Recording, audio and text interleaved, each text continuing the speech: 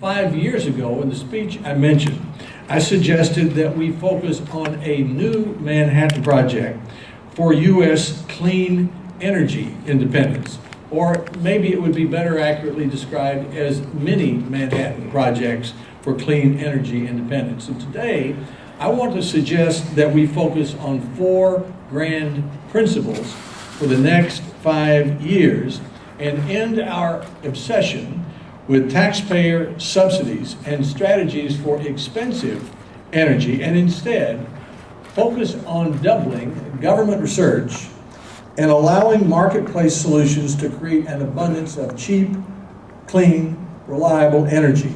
And the 4 grand principles are these. 1, cheaper, not more expensive energy. Number 2, clean, not just renewable energy. Number 3, research and development, not government mandates. And number 4, free market, not the government picking winners and losers.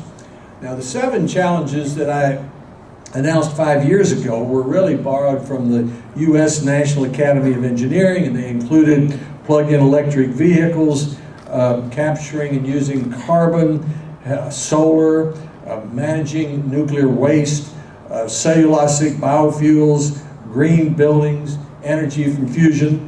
My goal in laying out those 7 was to encourage clean energy independence. Some people said at the time, and some people say today, that independence is not an appropriate goal. I thought then, and I think now, that it is a good goal for our country, in the sense that we mean the United States should not be held hostage to any country in the world because of our need for energy. That was, after all, the whole point of the original Manhattan Project, the fear that we might be held hostage to Germany because they had the bomb and we didn't. Since I spoke 5 years ago, the Department of Energy has established energy innovation hubs that are producing fuels from sunlight, advancing nuclear reactors, battery technologies. That, paired with the work of a new agency recommended by America Competes that we've talked about here before, that agency is ARPA-E, and others, has moved us forward in a number of ways on those 7 grand challenges. To hit them briefly, on electric vehicles, sales are now about 100,000 in the country, and an ARPA-E company, Envia, has doubled the energy density of lithium-ion batteries. Carbon capture, commercial uses for CO2 are coming. Liquid fuels produced from microbes is one of the ideas. Solar power, the goal is $1 installed per kilowatt hour, and the cost has fallen from $8 to $4. Installation of solar power has risen 500%. Nuclear waste, I think Pete's going to talk more about that in his remark, but we have comprehensive nuclear waste legislation for the first time in 30 years. We're building new large reactors, and we've begun with small modular reactors, one of which will be here, or the first of which will be here. Advanced biofuels, there are 3 new bioenergy research centers. Green buildings is moving ahead, and we've already demonstrated human-engineered fusion on a small scale, and now we're trying to scale it up for commercial energy production. So where do we go? What are the challenges? Well, one challenge is the amount of energy that we use, still predicted to be about 20% of the world's energy, and the demand will increase, according to the Energy Information Administration, which is wrong about half the time, will increase more than about 10% by 2040. By some standard, that's about the same amount of energy that Australia uses in 1 year. Although we have record oil and gas production, we still need to be as independent as possible. I remember when Condoleezza Rice, the Secretary of State, said she'd never seen anything warp diplomacy like oil prices. And affording a tank of gasoline still remains a challenge for many families. And another failure and challenge is our failing to keep up with energy research and energy development, which is the best way we have to give us an abundant, cheap, reliable supply of energy, whether it's unconventional gas or whether it's nuclear power. The amount we spend today on energy R&D, and our figures that we've gathered from government agencies show that amount is about $9 billion a year in non-defense energy R&D, is lower as a percentage of gross domestic product than major competitors like France, Japan, Korea, and China. While the United States has made more gains in reducing the use of carbon than any other industrial country, The national academies in 12 other countries have warned us that human activity is still making that a problem. So thinking about the progress we've made on grand challenges from 5 years ago and taking into account the challenges we still have, here in brief are 4 principles that could guide our energy future for the next few years. Number 1, cheaper, not more expensive energy. 5 years ago, all the talk was about a cap and trade program for the United States and deliberately raising the price of energy as a way of achieving clean energy independence. Last year, I visited Germany, a country that adopted exactly that policy. In addition, Germany is closing its nuclear power plants, becoming more dependent on natural gas, buying both forms of energy from other countries rather than produce them on its own. The Germans are subsidizing wind and solar, but they're building, ironically, new coal plants in order to have enough reliable electricity. What I found in Germany, in short, was an energy policy mess that discouraged job growth. The end result is that Germany has the second highest household electricity prices in the European Union. And when I asked an economic minister what he would say to a manufacturer concerned about energy costs in Germany, he said, quote, "I would suggest that he go somewhere else." Well, a lot of them are coming to the United States because the United States, on the other hand, has pursued a different track. The most conspicuous example of which is the new finding of gas and oil by unconventional means. This has created for our country a remarkable phenomenon, a large amount of cheap, clean energy. It's hard to imagine the advantage of being a country that uses 20% of all the energy in the world and having your own domestic price for natural gas. This cheaper energy has been the combination of factors that, in my opinion, amount to a better national energy policy than most people give us credit for having.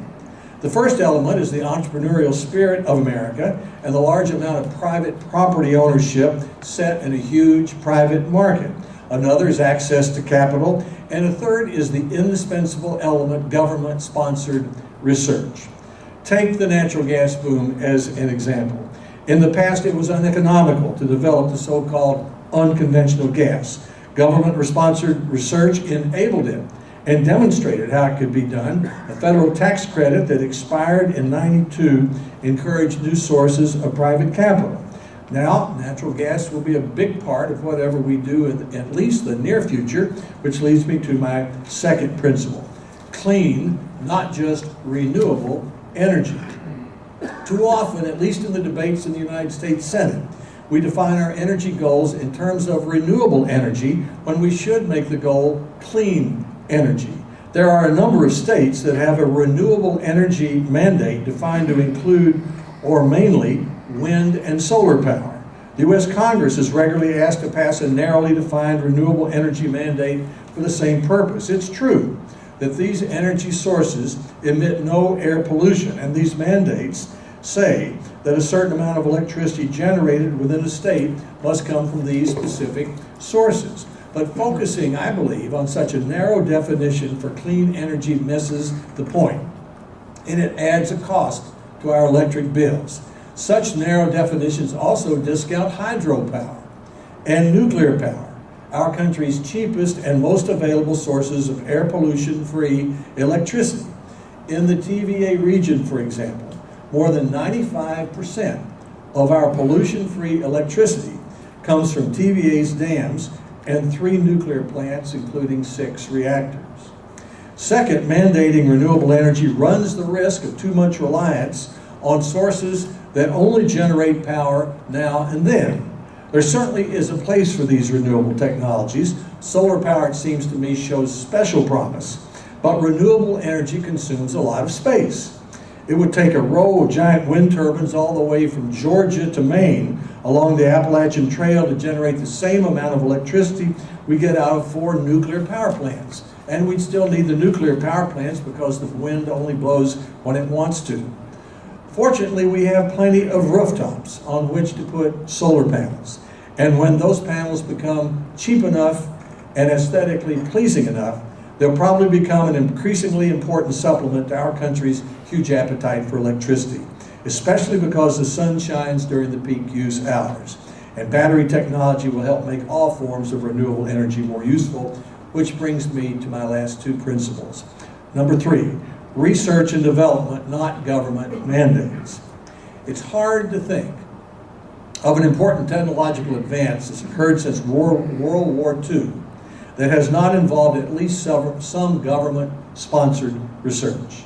That's especially true in the area of energy. The most recent example has to do with unconventional gas. That was enabled by 3D mapping that was invented at Sandia National Laboratory in New Mexico, and the Department of Energy's large-scale demonstration project that showed that you could do this on a big scale, something that had been done for a long time on a small scale. There is an argument, I'll concede, that by imposing mandates, just as by imposing higher prices, government could force some innovation that could move us toward clean energy independence. But I think the surer path is to double the $9 billion we spend annually on non-defense energy research and development and trust the marketplace to produce better results.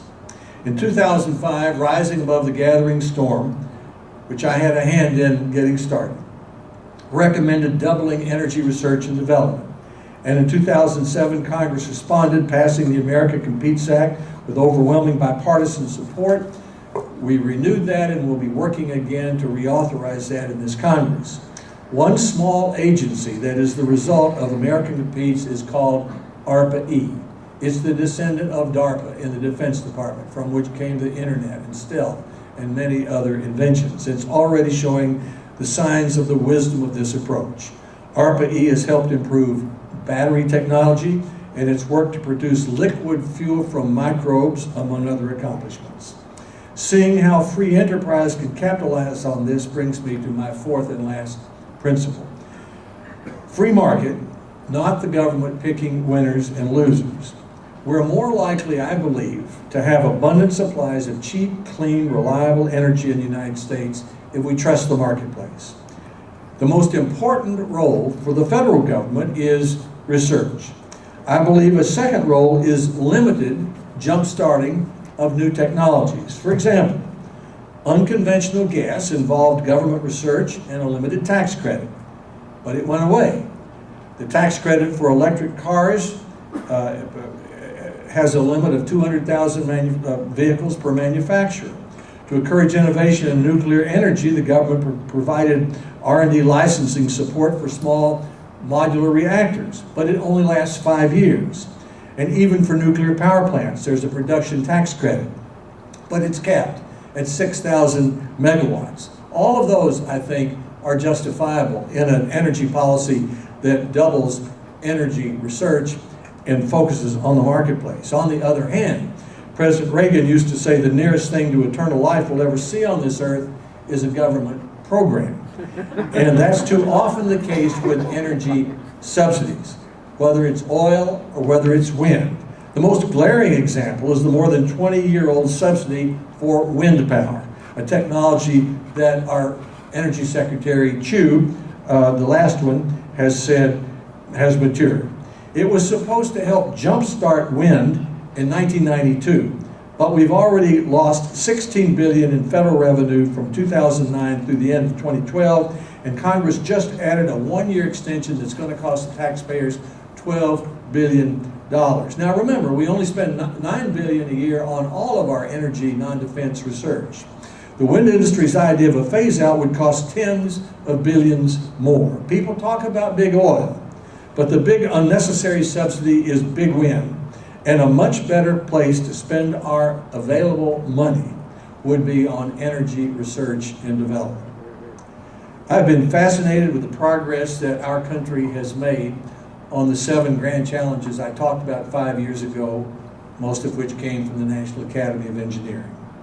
Perhaps by focusing on the 4 grand principles that I'm suggesting today, we can capitalize on the last 5 years of progress and move more rapidly toward cheap, clean, reliable energy. Oak Ridge's evolution since its Manhattan Project days provide a good model. About 70 years ago, the astonishing collection of physicists that produced the 2 atomic bombs also enabled nuclear power, nuclear medicine, and other technological advances. What can we expect 5 years from now? Well, to get a glimpse of that future, we might look at things that fit within the guideline principles I've just suggested. Small modular reactors are an example. Virtual reactors are something scientists at Oak Ridge are developing. Both could revolutionize the safety and effectiveness of our nuclear technology. Game-changing manufacturing is on the horizon with 3D printing. If you haven't caught up with that, it's a remarkable thing to see. And ARPA-E and other groups are increasing the reliability of electricity supply. This country of ours is a remarkable place. It's a great privilege to serve in the United States Senate and have a small hand in dealing with the energy and the water challenges that we deal with every year. I've said to several groups across the state, sometimes people look at Senator Corker and me in kind of the same uncomfortable way you talk to someone at a funeral parlor. You know, like they're kind of sorry that we're having to do what we do. I consider it a great privilege. I'm happy to be there. I'm a volunteer to be there, and one reason I like it so much is because of the excitement of the challenges I've just described. So I look forward to working with you. I salute this corridor for its 2 decades of work. I thank our chairman, Congressman Flashman, for inviting me, and I look forward to working with you to help this city have an even brighter future over the next several years. Thank you very much.